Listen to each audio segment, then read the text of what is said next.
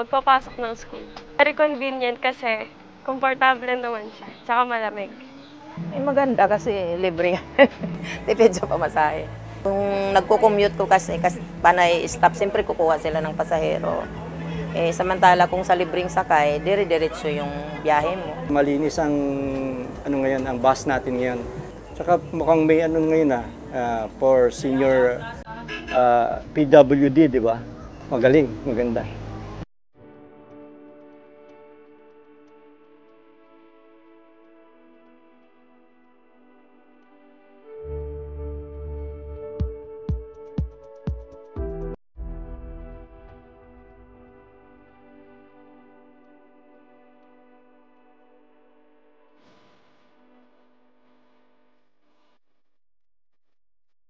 Nung huling sakay ko, yung old bus pa, gasoline pa yung gamit. Ito, electric na pala, mas okay ito.